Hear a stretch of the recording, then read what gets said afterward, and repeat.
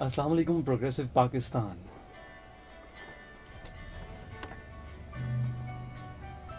सामिन, आप सुन रहे हैं प्रोग्राम प्रोग्रेसिव पाकिस्तान टफियंस एफएम 96.6 के प्लेटफॉर्म से। ये प्रोग्राम आप सुनते हैं मंडे टू फ्राइडे 2 बजे से 3 बजे तक। सामिन, इस दुनिया में कुछ ऐसे अनासर भी मौजूद हैं जो कि ये पूछते हैं कि तालीम क्यों दिलाई जाए, तालीम कैसे हो, तालीम की कह लें कि फ़ायदे क्या हैं, या तालीम की कदर व मंजिलत क्या है। अब ज़रूरी है कि बहुत सारे अनासर जो हैं वो अभी तो ख़त्म हो चुके हैं जो तालीम के ख़िलाफ़ थे, लेकिन आज के दौर में भी कहीं ना कहीं बहुत से माइनर रेशो में भी अगर हम बात करें, कुछ लोग ऐसे हैं जो कि ये बात करते हैं कि तालीम का फ़ायदा क्या है। तालीम की बजाय बच्चे को अगर कमाई पर डाल दो, बच्चे को कमाने पर लगा दो तो ज़्यादा फ़ायदा दे देगा। तो इस सोच के जो लोग हैं उन्हीं के मुतालिक आज हम बात करेंगे और इस सोच के मुतालिक बात करेंगे और इस सोच को किस तरीके से चेंज किया जाए, उसके हल क्या है, और ख़ास तौर पे अगर चेंज कर लिया है तो उसे मैनेज किया कैसे किया जाए। क्योंकि हमारे माशरे का एक और भी अलमिया है कि हम प्लान्स बहुत बना लेते हैं, प्लानिंग हमारी अच्छी होती है, लेकिन हम उसे एग्जीक्यूट नहीं कर पाते हैं। एग्जीक्यूशन जो है वो हमारी बुरी होती है। इसी हवाले से, चाइल्ड लेबर के हवाले से और बच्चों में तालीम के रुझान के हवाले से बात करने के लिए आज हमारे साथ मौजूद हैं हसन अशरफ, CEO हैं उम्मीद फाउंडेशन के, और साथ ही साथ मॉडल यूनाइटेड नेशन से वर्ल्ड बेस्ट डेलीगेट का अवार्ड भी हासिल कर चुके हैं, हमारे साथ मौजूद हैं। अस्सलाम वालेकुम सर। वालेकुम अस्सलाम। सर, सबसे पहले तो मैं आपसे पूछना चाहूँगा कि आप अपना तारुफ ज़रूर करवाएं सबसे पहले तो, और फिर मुझे बताएं कि उम्मीद फाउंडेशन क्या है और इसको स्टार्ट आपने क्यों किया। बिस्मिल्लाहिर्रहमानिर्रहीम। मेरा नाम हसन अशरफ है। आई thank you for inviting me here. और बेसिकली उम्मीद, मैं हमेशा से कहता हूँ, उम्मीद एक नाम नहीं है, सिर्फ उम्मीद एक ख्वाब है बहुत सी ज़िंदगियों का। बहुत से लोगों के लिए उम्मीद एक ख्वाब है जो कि हम लोग इसको रन कर रहे हैं। उम्मीद का आगाज़ हुआ आज से तकरीबन 1.5 साल, तकरीबन 2 साल हो गए हैं, बल्कि यूँ कहें कि हम लोग कुछ दोस्त यार थे। हमने सोचा कि इस एक इदारा ऐसा जिसका आगाज़ करें जहाँ पर इस तरह के बच्चों को हम फोकस करें जिनको सोसाइटी निगलेक्ट करती है, जो लोग सारा सारा दिन काम करते हैं, या स्लम्स के ऐसे बच्चे जिनको बिल्कुल तौर पर माशरा जो है वो उनको इग्नोर कर रहा है, उनको निगलेक्ट कर रहा है। तो हम लोगों ने सोचा कि इस तरह का आगाज़ करें। जब हमने इस तरह का इस एक प्लेटफॉर्म का आगाज़ किया और हमें बच्चों के अंदर वो ख्वाब, वो ड्रीम्स नज़र आए कि वो सारा दिन काम करने के बाद भी 2-2 घंटे पढ़ने को तैयार थे, और इतना अच्छा उन्होंने फीडबैक दिया, तो हमने सोचा क्यों ना हम इसको बाकायदा तौर पर लेकर चलें। और पूरे मुल्क में इस तरह से कितने बच्चे हैं जिनको ज़रूरत होगी। तो हमने इस सोच को जब लेकर चले, हमने सोचा एक इस इदारे का नाम ही उम्मीद होना चाहिए, क्योंकि इन बच्चों के लिए उम्मीद है। तो फिर हमने एक उम्मीद का आगाज़ किया, और इस तरह करते करते आज 1.5 साल में अल्हम्दुलिल्लाह पाकिस्तान भर में 20 ब्रांचेस चल रही हैं उम्मीद की, जिसमें 1200 से ज़ायद बच्चे ऐसे जो कभी स्कूल नहीं गए वो तालीम, मुफ्त तालीम हासिल कर रहे हैं अल्हम्दुलिल्लाह। सही। चले, अच्छा सर, इंस्पिरेशन क्या थी, कैसे आपको ये महसूस हुआ? एक तो होता है ना कि इंसान ने वैसे ही बैठ के सोच रहा हो कि जी बहुत जी। बड़ा साइंसदान, और वो सोच रहा हो कि हमारे माशरे का मसला क्या है, मसला तो ये है, तो चले हम इसको हल करते हैं। जी कुछ लोग ऐसे होते हैं कि उनके साथ वो खुद पेश आई होती है, जी उन जी पे बिल्कुल गुजरी होती है, उन्होंने बहुत करीब से उन हालात को देखा होता है। तो ऐसे। आपके साथ क्या मामला था? बिल्कुल आप सही कह रहे हैं। मुख्तलिफ होते हैं इंसान के मराहिल जिससे इंसान गुज़रता है, और मैं ख़ुद एक बिल्कुल बहुत ही इस तरह स्ट्रगलिंग लाइफ से गुज़रा था, और मैंने इस तरह के मसाइल बिल्कुल अपने आँखों से ख़ुद देखे, बल्कि वो उन्हीं मसाइल से गुज़रा। और जब मैं ख़ुद स्टेबल हुआ, एक बिज़नेस अपना स्टार्ट कर दिया, तो मेरे जहन में कहीं ना कहीं स्टार्ट से था कि मैंने कुछ ना कुछ उन बच्चों, उन नौजवानों के लिए कुछ ना कुछ करना है जिनके ख्वाब तो बहुत बड़े होते हैं, जो करना तो बहुत कुछ चाहते हैं, लेकिन उनके पास वसाइल नहीं होते, उनके पास कोई प्लेटफॉर्म नहीं होता जहाँ से वो करके वहाँ स्किल्स लेके, एजुकेशन लेके कुछ ना कुछ सीख सकें, अपने अपने ड्रीम्स को, अपने ख्वाबों को पूरा कर सकें। तो इसी तरह एक जगह पर हम गए, तो वहाँ पर हम लोग बेसिकली सोशल वर्क ही कर रहे थे। तो वहाँ पर एक बच्चा मुझे मिला जिसने मुझे कहा कि सर, आप ये मुझे खाना तो दे रहे हैं या ये मुझे कपड़े दे रहे हैं, पर मैं पढ़ना चाहता हूँ, मैं खुद कुछ बनना चाहता हूँ। उस बच्चे की दिमाग में ऐसी बात क्लिक करी जो मेरे खुद के दिल में भी थी। तो वहाँ से मेरे को ठान ली कि इन सब बच्चों के लिए कुछ ना कुछ जितना हम कर सकें करेंगे, और वहाँ से वो एक बच्चा एक इंस्पिरेशन ऐसा बना कि सोचा कि इसको पूरा लेकर चलेंगे और जितने बच्चे हैं जितना कर सके सबके लिए कुछ ना कुछ करेंगे। सही, चलें जी। टफियंस FM 96.6 आपको कह लें कि सराहते हैं हम कि आप ये इतना अच्छा इनिशिएटिव जो है वो लेकर चल रहे हैं, और इस इनिशिएटिव में बहुत सारे लोगों को भी अपने साथ आपने शामिल किया हुआ है। एक पूरी टीम है जो कि चल रही है। हम देखते हैं उम्मीद फाउंडेशन जो है, अब ये कोई ऐसी चीज़ नहीं रह गई कि जिसे कहा जाए कि ये गुमनाम सी चीज़ है या गली मोहल्ले में चल रही है। नहीं, ये एक मुल्की लेवल पर बिल्कुल नेशनल, पूरे आप इसको नेशनल ले आए हैं, और ये आपकी बड़ी कामयाबी है जिस भी लेवल पर आप इसको इस पर लेकर चल रहे हैं। मज़ीद हमें बताइए कि क्या प्लान्स हैं इस उम्मीद फाउंडेशन को लेके। जी बिल्कुल, जिस तरह अभी आपने कहा इसको हम नेशनल लेवल पे अल्हम्दुलिल्लाह ले गए हैं। मैं इसके साथ साथ इसमें ऐड करूंगा कि अब अल्हम्दुलिल्लाह हमारे साथ तकरीबन 10 मुल्क ऐसे हैं इंटरनेशनल जो हमारे साथ इस उम्मीद के प्लेटफॉर्म पर अटैच हैं, जिसमें आप साउथ अफ्रीका, जिसमें आ जाता है हमारा आपका वियतनाम, जिसमें आ जाता है हमारा, बल्कि हमारे साथ बहुत से कंट्री से और भी, नेपाल से हमारे साथ, बांग्लादेश से लोग अटैच हो रहे हैं, जो कि हम कोशिश अब कर रहे हैं इसको इंटरनेशनली इसको लेकर जाएँ इंशाल्लाह। जहाँ से अभी, क्योंकि मैं जब बैंकॉक में था तो बहुत से लोगों ने इस इनिशिएटिव को अप्रिशिएट किया। फ्यूचर में हमारा प्लान ये है कि हम लोग इसको तमाम देहातों में लेकर चलेंगे। बल्कि मैं इसके साथ साथ ऐड करना चाहूँ कि अभी तक हमने अनाउंस नहीं किया कहीं भी ऑफिशियली, लेकिन मैं यहाँ पर इसको बताता चलूँ कि हम लोग इंशाल्लाह उम्मीद भट्टा स्कूल्स के नाम से हम एक इनिशिएटिव अब स्टार्ट करने जा रहे हैं कि तमाम जो शहरों में भट्टे, जो ईंटों के जो भट्टे हैं, वहाँ पर बहुत से ऐसे बच्चे हैं, चाइल्ड लेबरर्स हैं, जो कहीं बाहर जाकर तालीम हासिल नहीं कर सकते, उनके पास टाइम नहीं होता। तो हमारे अभी रिसेंटली भट्टा मालकान से भी इससे मुलाकातें हुई हैं हमारी, और वो तैयार हैं कि हम लोग उन इलाकों में, उन जहाँ पर भट्टे चल रहे हैं, वहाँ पर हम एक छोटे जो स्कूल्स कायम करेंगे, और वहाँ पर जितने भी भट्टे मजदूर के बच्चे हैं जो वहाँ पर काम कर रहे हैं, वो साथ साथ काम भी करेंगे और तालीम भी हासिल करेंगे। तो उम्मीद भट्टा स्कूल्स के नाम से हमारा फ्यूचर में इनिशिएटिव एक तो ये है।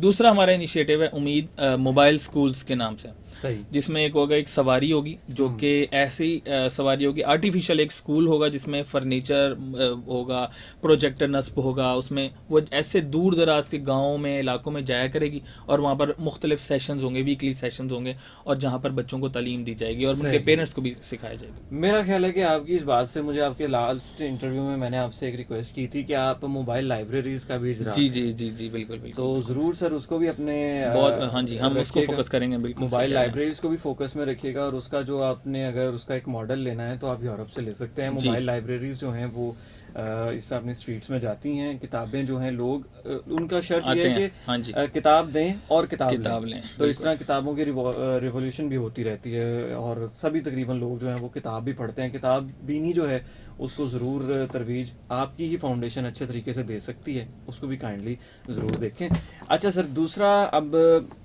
सामीन एक कलाम की जानिब बढ़ते हैं, एक खूबसूरत सा कलाम सुनते हैं, फिर वापस आते हैं। हमारे साथ मौजूद हैं आज के मेहमान मिस्टर हसन अशरफ, उम्मीद फाउंडेशन के CEO हैं, और आज हमारे साथ मौजूद हैं। आपके सवाल 0334 1966 966 पर। मज़ीद इनसे मैं जब वापस आऊँगा तो ये पूछूँगा कि चाइल्ड लेबर जो है ये कोई शुरू ही क्यों करता है, इसके शुरू आगाज़ करने का इसका वजह क्या है, और इसको किस तरीके से, ठीक है तालीम तो हासिल करवा रहे हैं, लेकिन क्या वालिदैन के अंदर वो सोच कि हमने बच्चों को पढ़ाना है, और ये जो एज है बच्चों की, ये काम करने की नहीं है, या अगर काम करवाना भी है तो उसके तरीके क्या हो सकते हैं, ये हम इनसे ज़रूर डिस्कस करेंगे। एक कलाम सुनते हैं फिर वापस आते हैं, हमारे साथ रहिएगा। इसमें इस तरह है कि इसमें दो तरीके हैं। अब प्रॉब्लम ये आती है कि एक तो बच्चा काम क्या कर रहा है, पहले तो ये बात आती है। अच्छा। यहाँ पे हमारे माशरे में मसला ये है कि बच्चों से काम वो करवाया जाता है जिसके वो केपेबल नहीं होते। अब अक्सर हम देखते हैं, बल्कि पिछले दिनों बड़ी चीज़ हाईलाइट हुई थी कि जो बारूदी मवाद होता है, जो पटाखे बनते हैं, पटाखा फैक्ट्रियों में बच्चों से बहुत काम करवाए जाते हैं। ऐसे ऐसे काम जहाँ बड़ों को भी बड़े एहतियात से काम करना पड़ता है, वहाँ पे बच्चों को काम इसलिए करवाया जाता है क्योंकि इनकी वेज थोड़ी होती है, इनको जो मजदूरी देनी है वो इनकी थोड़ी होती है, जिसकी वजह से मसला यहीं पे आता है। बच्चों से काम, अब बाहर के मुल्कों में भी बच्चे काम करते हैं, टीनेजर अक्सर बहुत से बच्चे काम करते हैं मुख्तलिफ अंदाज से, लेकिन मसला क्या, तरीक़ाकार गलत है। अगर हम यहाँ पर भी बच्चों से हम काम ले तो हम बहुत से ऐसे काम ले सकते हैं, जैसे स्टिचिंग का काम है, आर्ट्स एंड क्राफ्ट्स के काम है। आप इस तरह से काम लें जिसमें वो कोई प्रोग्रेस हो। यहाँ पर काम वो लिया जाता है जो बच्चों का काम है नहीं, जो बड़ों का काम है वो बच्चों से लिया जाता है। क्यों? क्योंकि इनकी मजदूरी थोड़ी है। तो मसला ये है, बिल्कुल ठीक बात है, बच्चों को काम करना चाहिए, बल्कि यूनिवर्सिटीज को भी मैं कहता हूँ, कॉलेज स्टूडेंट्स को भी प्रमोट करना चाहिए अपने बच्चों को कि कुछ ना कुछ वो करें, कुछ ना कुछ प्रोग्रेस करें, चाहे वो किसी तरह का भी काम हो, ताकि वो जब प्रोफेशनल लाइफ में आए तो वो उनको मसला ना हो, कॉन्फिडेंस हो उनके अंदर। लेकिन मसला फिर वही है कि काम करें क्या, जगह कौन सी चूज करें। यहाँ पर मसला वही आता है कि लोग बच्चों को गलत जगहों पर लगा दिया जाता है। आप चाइल्ड लेबर के खिलाफ नहीं है जी। आप स्पेसिफिक लेबर्स हैं जिनके खिलाफ हैं, मैं उस मतलब काम के खिलाफ हूँ। भट्टे पे काम करना चाहिए बच्चों को? नहीं, भट्टे पे काम नहीं करना चाहिए। तो लेकिन अभी आपने कहा कि हम भट्टा मालिकान से भी मिले हैं, जी, तो बिल्कुल। उन्होंने ये नहीं कहा कि सही है हम काम न करवाना छोड़ देते अब इसमें भी दो राय हैं। इसमें इस तरह है कि मिसाल के तौर पे आज अगर हम क्योंकि वो उनके ना बड़े पढ़े लिखे हैं ना उनसे बड़े पढ़े लिखे हैं। अब अगर आज वो भट्टे मालिकान जो कि रहते भी उसी भट्टे के ऊपर रहते हैं, उधर ही खाते पीते हैं, सब उनका उधर ही होता है, वो पूरा एक गाँव सा बना होता है उस भट्टे पे। अगर आज वो काम नहीं करेंगे तो वो क्या करेंगे? कुछ भी नहीं कर सकते। तो मसला ये है कि आज की अगर जनरेशन्स को हम पढ़ाना शुरू करेंगे तो इनकी जो आने वाली जनरेशन्स हैं तो ये इनको हम तब्दील कर सकते हैं। अगर आज की जनरेशन पढ़ गई तो ये यकीनन अपने अगले, अभी जो मैं रिसेंटली भट्टा मालिकान का एक वो जो गलत एक इम्पैक्ट क्रिएट हुआ है, ऐसा नहीं है। भट्टा मालिकान भी चाहते हैं कि यहाँ पर जो लोग काम कर रहे हैं, उनके जो बच्चे हैं वो पढ़ें।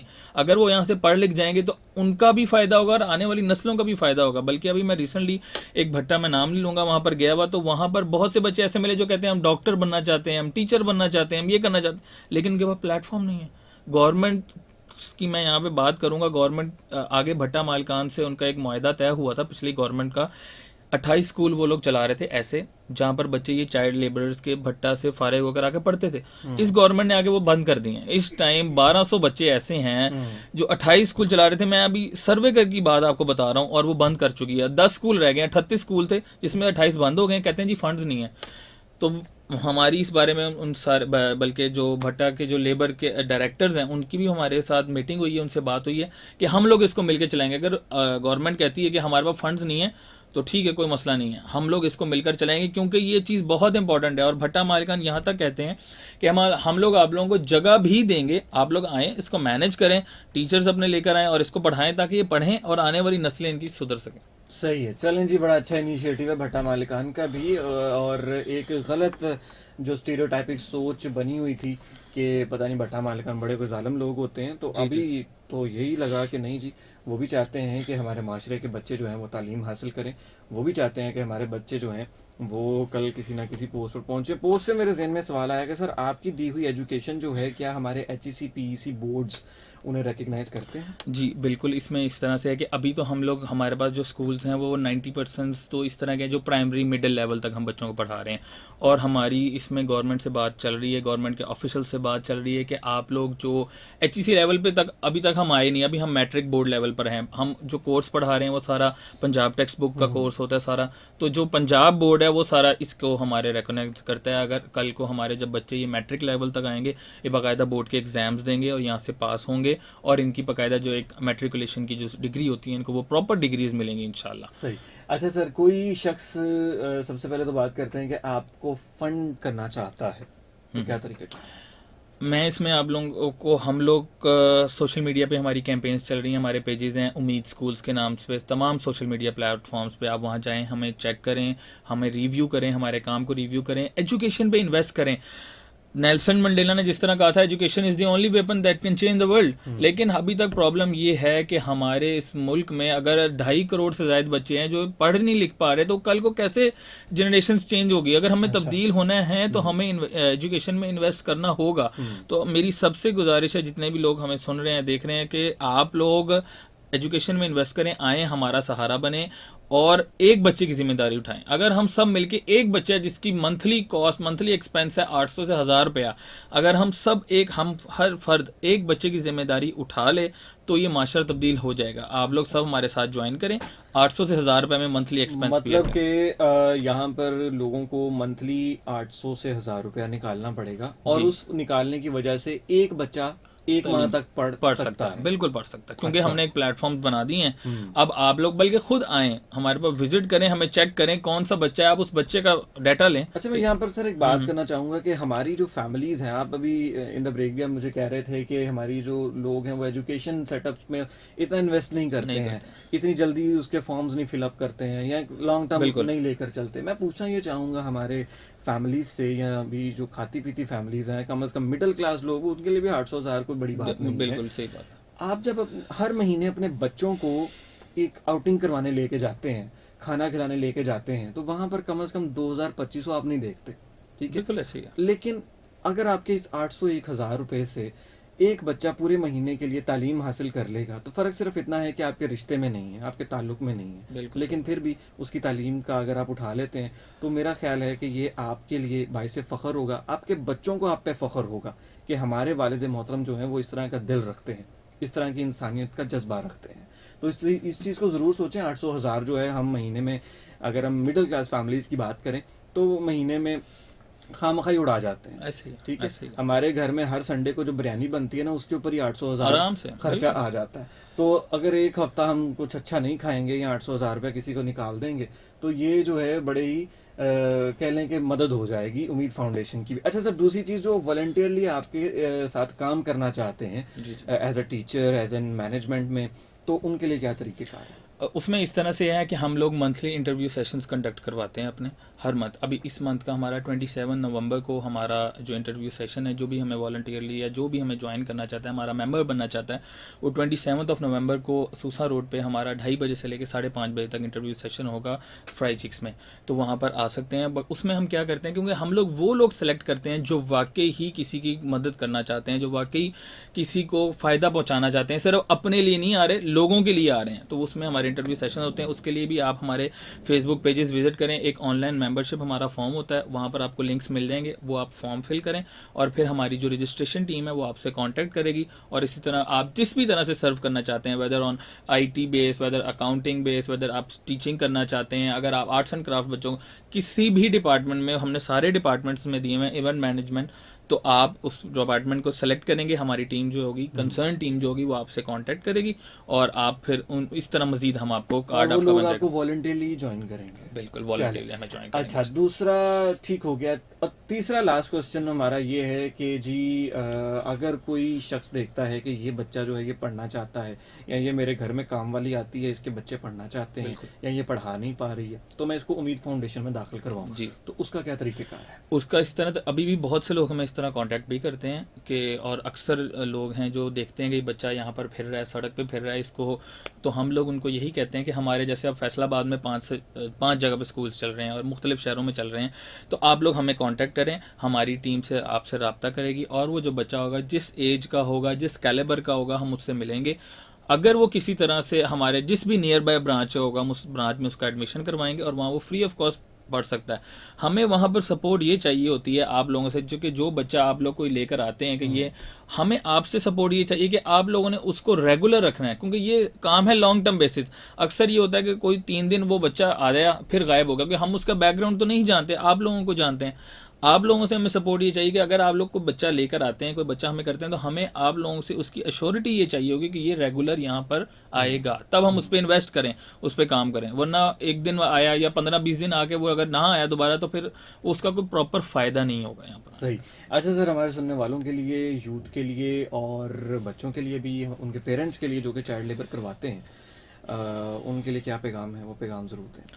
मैं यहाँ पर एक पैगाम देना चाहता हूँ, हमारे इस पाकिस्तान की जितनी भी यूथ है, सबके लिए यही पैगाम है कि आप सब मिलकर, अगर इस मुल्क को बदलना है तो हमें तालीम में इन्वेस्ट करना होगा। हम सबको मिलकर तालीम के ऊपर कुछ ना कुछ करना होगा। हमें, ठीक है, अगर हम एक किसी को खाना खिलाते हैं, कपड़े देते हैं, this is a very good thing, लेकिन हम उसको एक परमानेंटली वो एक बना रहे हैं कि वो हमारे से ही मजबूर है मांगने का। वो खुद उसको, हम लोगों को क्यों ना स्किल्स ऐसे सिखाएं, बच्चों को टेक्निकल स्किल सिखाएं या बड़ों को सिखाएं कि वो खुद मुख्तार हो सकें, वो खुद कमाएंगे, खुद अर्न करेंगे, तो ये माशरा तभी तब्दील होगा। मेरी सबसे गुजारिश ये है कि आएँ, निकलें, हमारा उम्मीद का सहारा बने। ये हम मैं हमेशा से कहता हूँ, ये हमारी नहीं है, ये आप सबकी उम्मीद है। ये इस मुल्क की कह लें, आप अगर हम तालीम में इन्वेस्ट कर देंगे, मुल्क 1-2 सालों के अंदर बदल जाएगा। अगर हम सब तालीम के ऊपर काम करना शुरू कर देंगे इंशाल्लाह। चलें जी, एजुकेशन पर काम हमें करने की ज़रूरत जो है वो कह लें कि है।